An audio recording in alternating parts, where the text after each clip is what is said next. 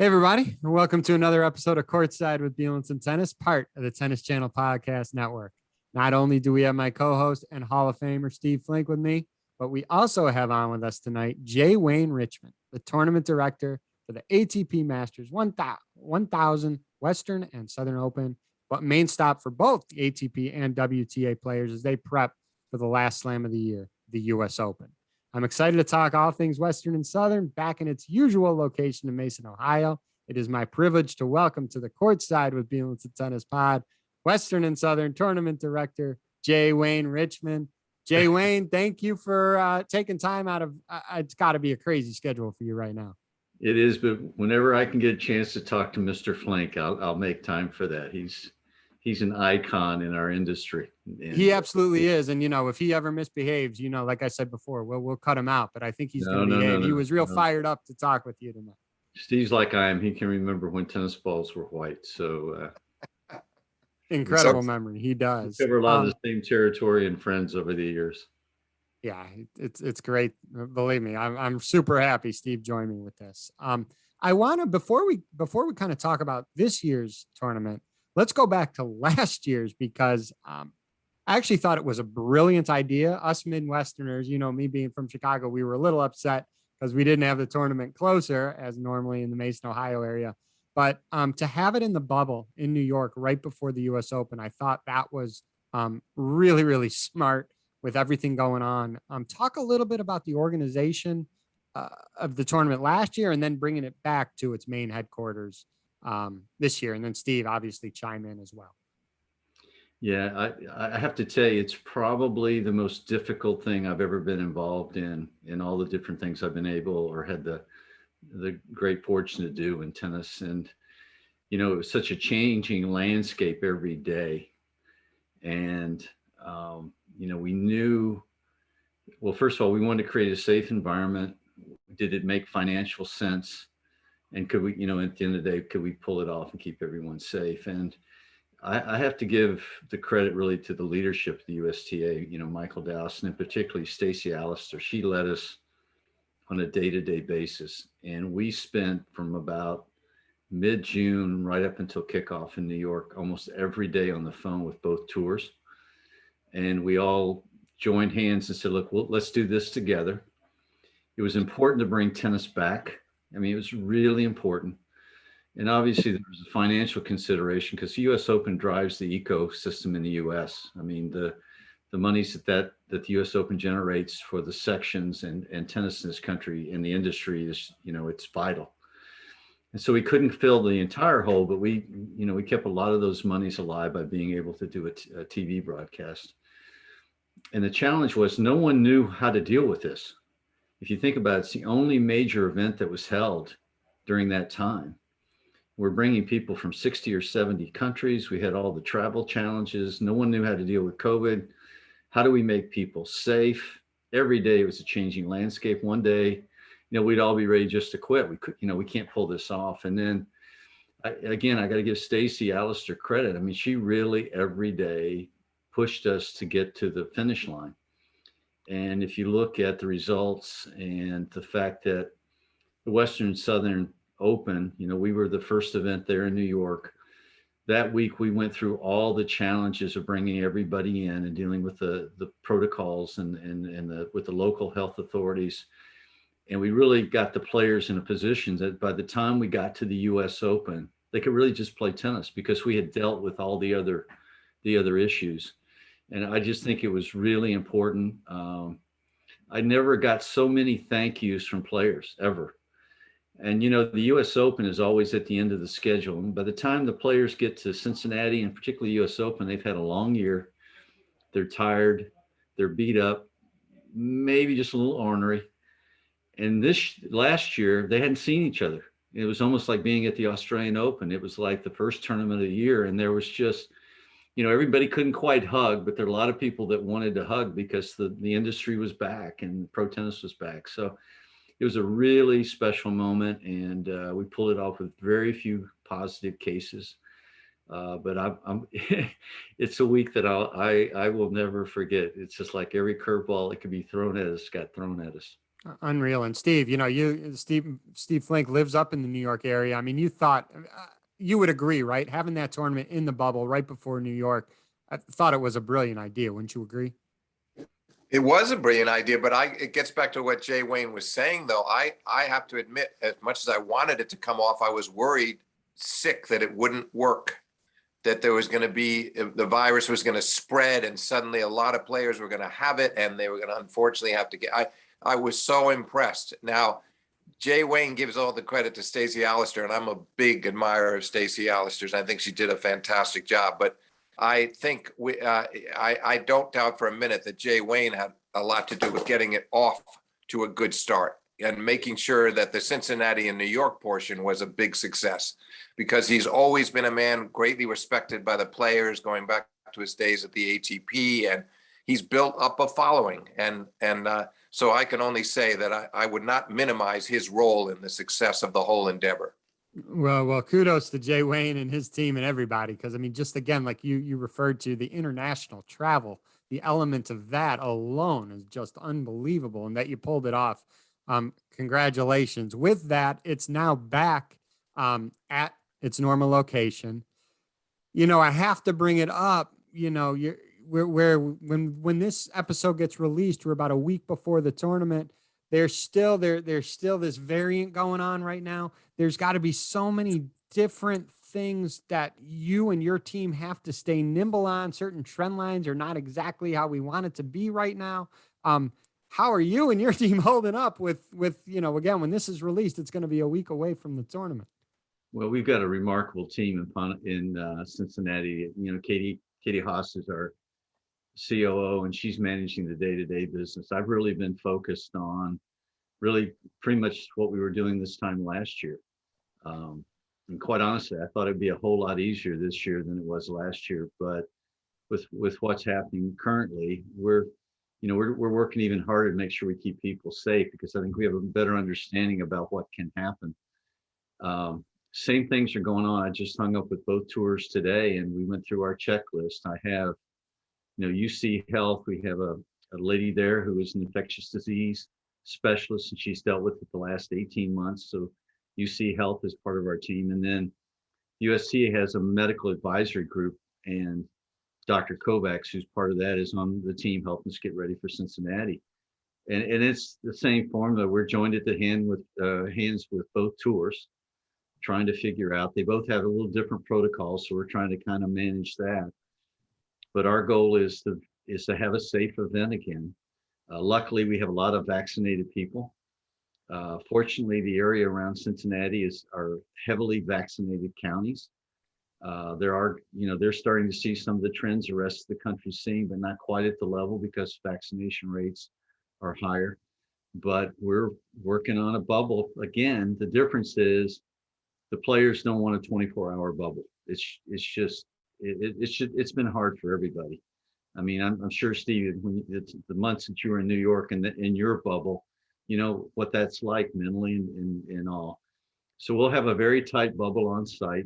We'll be heavily tested. People working within the bubble will be vaccinated. So we'll have a very tight bubble on site. When they leave, we got to hope that they'll be smart and be safe when they leave. But we'll be testing at a very high level. And I'm sure we'll have a positive case. I think with the way it's happening right now, to not have a positive case would be unrealistic. And we've got procedures in place if we have a positive test, how to deal with that. We still got a lot of people coming in from a lot of countries, just like we did in New York.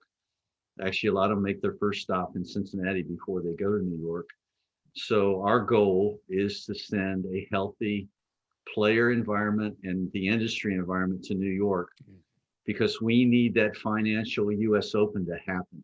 It's just too important to the ecosystem in the US. So that's our priority.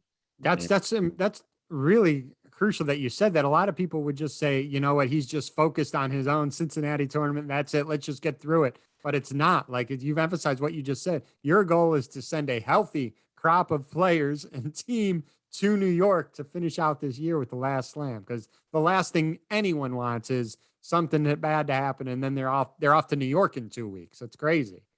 Well, you know, earlier, Dave, when you said it was a smart decision, that was part of the smart decision last year is we put everybody in one place. So we're not moving those players Right. to New York. So when they leave Cincinnati, a lot of them will go off on their own. Some will go to Cleveland, some will go to Winston-Salem, and some will just go into New York to practice. So that group is we're gonna protect them for 10 days, and they're kind of going to be off on their own. And that leaves me a little nervous, to be honest with you, with what's happening. We'd had this conversation 4 weeks ago, I probably would have been a lot more confident in dealing with Right. this than where I am today. But our medical people tell me I'm the little old lady in this discussion. They feel like we have a great plan and we can keep people safe if they all work with us. And we plan to do that. Jay Wayne, the procedures, you mentioned the procedures that you're going to have in place. Can you elaborate on that a little? Well, first of all, from a player or the player support team or ATP or WTA tour staff, they can't even get a credential to get on site until they have a negative test. And then we'll test those folks every 3 days.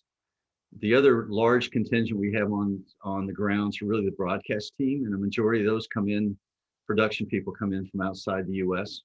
So they'll be tested every 2 days. So there'll be stringent tests, and that group, the player group, will basically be in a bubble. They'll be pretty much segregated from the fan population in that. There'll be, security, the practice courts when they're on the grounds. I mean, that's been one of the great things of Cincinnati, as you know, you can walk around the event. You got players walking to practice courts. You can be up close and personal. We're not going to be able to let them get as close this year. We just can't do that. The majority of the people that are working the event are vaccinated. So I think on site, Steve, we got a pretty safe environment. It's great. Terrific. That is great. With you being on, we got to ask, because you have an unbelievable background in this industry. And, I know you probably don't like to brag about yourself, but we're going to have to ask you to talk a little bit about all your background because of your work with Adidas, the ATP Tour, USTA, and now your work as the tournament director for this unbelievable tournament. If you don't mind, walk us back a little bit. Tell us how you got into this industry. I'm a pretty lucky guy. I went to Belmont University in Nashville to try to play basketball. And on that campus, I found out I wasn't good enough to play basketball. Fell in love with tennis. Played on the team. We weren't great, but we did have a team. But I fell in love with the sport and decided I wanted to work in tennis. But this is 1974. There wasn't a tennis industry. There wasn't a word like sports management or sports marketing. It didn't exist. And I got really lucky and got hired by Converse as their first tennis rep. And I was going to be dealing with the East Coast. And the gentleman that hired me called me and said, look, I found a guy for the East Coast. I can't find anybody for the West Coast. Will you go to California and do the West Coast? And I was so happy to have this job. Man, he could have sent me to Alaska, but it was like sending Forrest Gump to Los Angeles. You talk about a guy who was lost, never been to a pro tournament in my life, just started playing tennis, but no, I had taught and worked in the clubs in Nashville, but I wanted to be in the business. And I was lucky enough to go out there and kind of cut my teeth as the industry was growing. Steve will get a kick out of this. My boss calls me as soon as I get there. And he says, I was just in a meeting today with Donald Dell. I had no idea who Donald Dell was.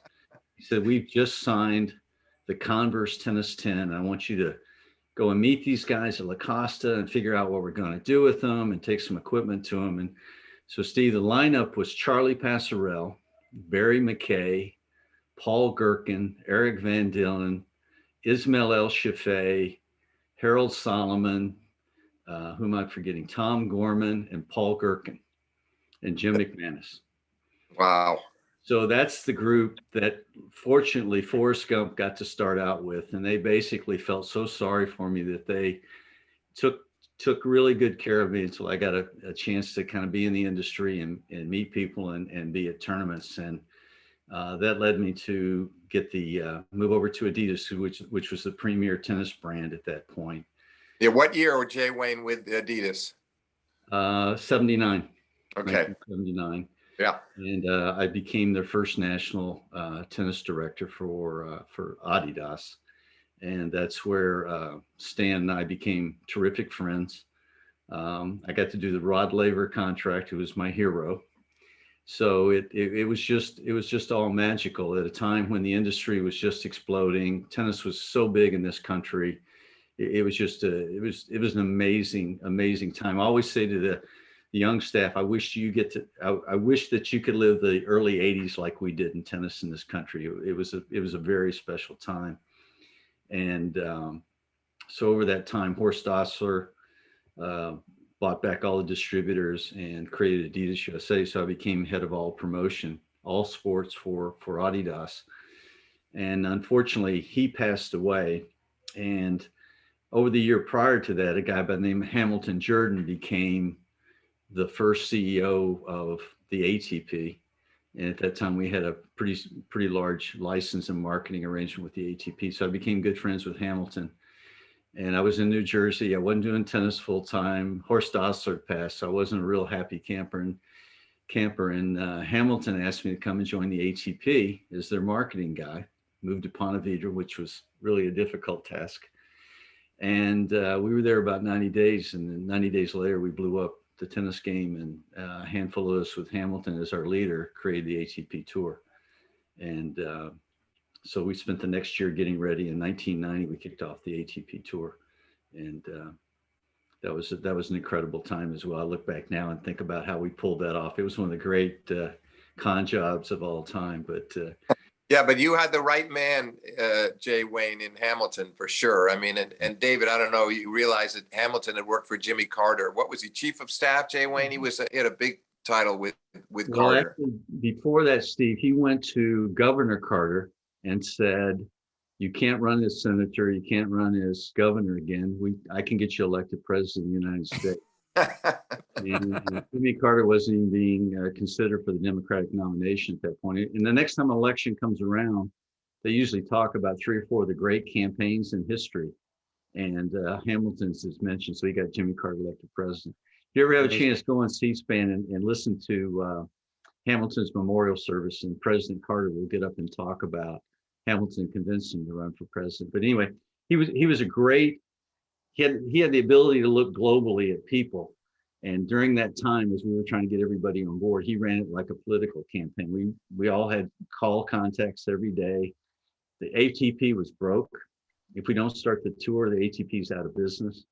And somehow we pulled that off. And in 1990, I think we had 70 something tournaments. We kicked it off, had a title sponsor, and IMG had paid us about $56 million to buy our TV rights in the World Championships. And that's how we ended up in Europe with the World Championships. So that was a great time. But then, Mark Miles came in as our CEO, and I still think is probably one of the best CEOs the tour's ever had. He really found a way to listen and balance between tournaments and players, which it's a really tough job. You never went on either side, because if you got both sides a little mad, you're probably doing a great job.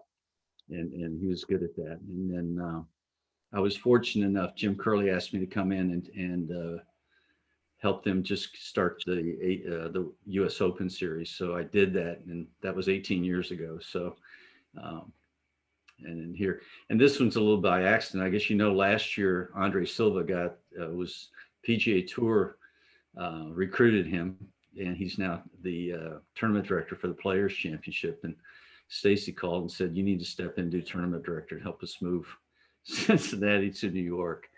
And I thought that would kind of be the end of it, quite honestly. But then going into this year, we didn't know what would happen with the pandemic. So she said, "Look, we don't know where it's going to end up. Will you get us through another year from a tournament director's point of view?" And I told her I would. She's been terrific to me, and the USTA has been really terrific to me. So I wanted a chance to help. So that's the boring career, David. No. What a journey. No, thank you so much for sharing. It's so interesting. Yeah, sincerely, thank you for sharing that. Let's bring it back. Steve will tell you the thing that I think the thing that's always connected Steve and I, because we've never been in the same place very much, has been the people that we've had a chance to work with and know through the years. That's always been our connection. And Absolutely right. And Jay Wayne would contact me from time to time. Recently, I wrote some pieces, David, on Butch Buchholz and Stan Smith and some of the Hall of Famers. And Jay Wayne always has his finger on the pulse. He says, "Could you get me those pieces? I'd like to see them." He will have just seen Butch, or he will have just talked to Stan, and we do have a very common connection. And the other thing I find interesting, Jay Wayne, is that my official start, I had done some freelancing, but my start at World Tennis Magazine and that launched my career full time was 1974 also. Really? So Good, you're old. so we have that as well. I'm not going to tell you where I was in 1974. I may Uh, not have even been on this planet yet in 1974, but we'll let that go. Was Ron Bookman there then, Steve? Ron Bookman hired me. He hired me. I had done some interviews for him, a couple of freelance pieces for World Tennis, and then he called me or he wrote me and said, "What are you doing now? We're moving offices from Houston to New York. Would you be interested in a full-time job?" And I said, you bet I would. And so timing was perfect because we started that just before this 74 U.S. Open, and Ron was the man responsible. So I owe a lot to him. Awesome Both of you have had incredible careers. David, this man that just quickly that Jay Wayne just brought up, Ron Bookman, who was had worked at WCT, and then he came to World Tennis and was a great editor, and he taught me a ton of things in those years. And then he came back to Texas to the ATP and died tragically, I think 45 or 46 years old in a bike accident. It was just one of the saddest things because he did so much for the game on so many fronts. So I'm sure you'd agree with that, Jay Wayne. Well, Steve, not to digress much, but Ron Bookman was really special. And when Hamilton wanted to hire Brian Gottfried to run the new tennis facility, for me to do marketing, and he wanted Steve Simon to be part of the marketing team. And we all came to Ponte Vedra to see where this new the new ATP home was going to be built. And it was Ron and Hamilton that hosted us over the weekend. And when Ron got home, he sent a note to me that I got a day after unfortunately, we lost him in that bicycle accident. And the note said, "We'd really like you to come to work for the ATP, but if your wife Susie will come, we'll be okay just with her coming over." So I have that note from Ron, and losing him, because he would have been part of our group that would have started the tour. That's a nice memory. That's a really, really nice memory to have. Yeah. And obviously Brian came. What's Steve Simon doing now? He's CEO of the WTA tour. Yeah, just a little bit. He's doing something a little bit. Yeah. So David, just a minor job. My favorite thing about my Adidas tennis team was Dave Brewer ran professional side for me, and Steve Simon ran the community tennis side. And we had about the best team in the industry during those years together. We were pretty good team. Yeah. No, that's great. Thanks for sharing all that. I want to bring it back, and again, I appreciate your time for doing this tonight. I want to bring it back before we end to this year's event. I'll ask you, obviously every year you get the top ATP and top WTA players. Anything you want to really give a shout out to with this year's event? I mean, everybody's, again, so happy that these events are happening. So I'll let you kind of take us out here a little bit. Well, I think I told you earlier before we went on there, this will be my 41st year at Cincinnati. I'm counting New York last year. And Paul Flory was the heart and soul of that event. And it started out as a community event, and volunteers were always a priority. And we had a volunteer gathering last week, and everybody is so fired up to be back in Cincinnati, and the fans will be back. I think it just starts with everybody. It's going to be a homecoming, and everybody's just excited to come back. We can't do a lot of the fan engagements like we have in the past, but every player is signed up to come. I mean, the women's lineup is like 1 through 50, and the men's side's the same. I mean, we don't know exactly what Roger's going to do, but we've heard from Serena, and we've heard from Novak, and we've heard from Andy Murray. I mean, everybody else is coming. It's going to be a phenomenal week of tennis. It's going to be a homecoming, the food court, and all the great things. It's like I said earlier, it's like a great big time country fair with all the best tennis players in the world, and all that's going to happen again. And we all really missed being there last year. And I just think the excitement of just being back is going to be incredible.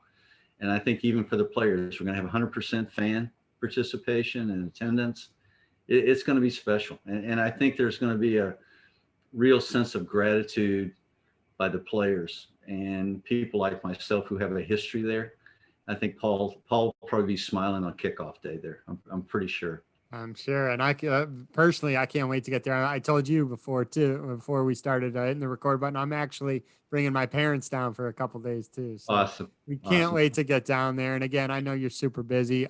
Tickets are still available at wsopen.com. So check it out. It's an incredible tournament. I can't sell it enough. I mean, you got all the players are there. And even though you won't be able to be as close as you may have been in previous years, you're still going to have unbelievable experiences seeing the very best in the world. Jay Wayne, thank you. Steve, as always, thank you for joining. This was fun. Thanks, guys. Thank you. Enjoyed it. Same here. Thank you so much.